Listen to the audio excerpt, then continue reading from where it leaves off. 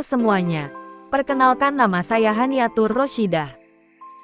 Pada video kali ini saya akan menjelaskan hubungan struktur, sifat kimia fisika dengan proses absorpsi obat.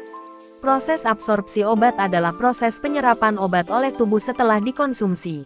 Proses ini melibatkan penyerapan obat dari saluran cerna ke dalam darah, dan kemudian diedarkan ke seluruh tubuh.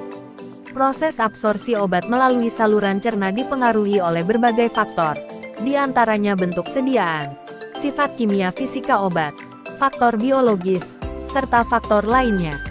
Bentuk sediaan obat menentukan bagaimana obat melepaskan zat aktifnya di saluran cerna. Tablet dan kapsul memerlukan proses disintegrasi dan pelarutan sebelum dapat diserap. Sediaan cair seperti sirup dan suspensi lebih cepat diserap karena tidak memerlukan proses penghancuran.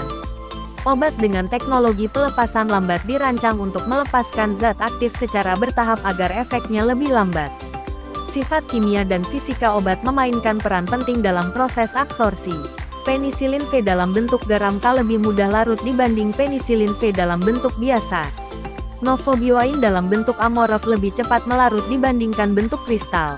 Beberapa faktor biologis juga mempengaruhi absorpsi obat, seperti variasi keasaman pH saluran cerna, sekresi asam lambung, gerakan saluran cerna, luas permukaan saluran cerna, waktu pengosongan lambung dan waktu transit dalam usus, dan banyaknya pembuluh darah pada tempat absorpsi.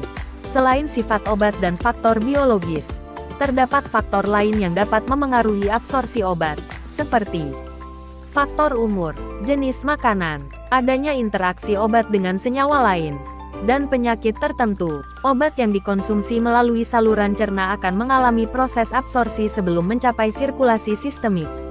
Salah satu sifat penting yang mempengaruhi absorpsi obat adalah sifat asam basa.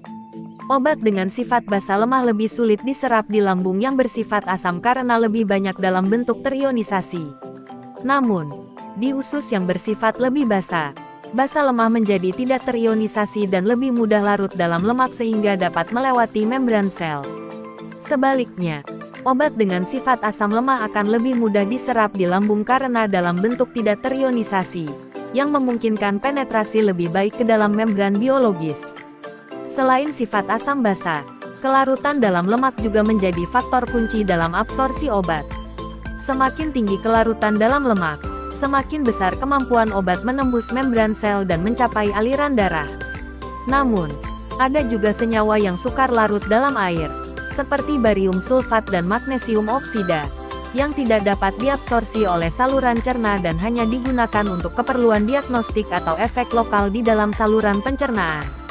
Dengan memahami sifat kimia dan fisika obat, kita dapat mengoptimalkan formulasi obat agar dapat mencapai efektivitas terapi yang maksimal serta meningkatkan bioavailabilitasnya dalam tubuh. Cukup sekian penjelasan yang dapat saya sampaikan. Terima kasih dan sampai jumpa kembali.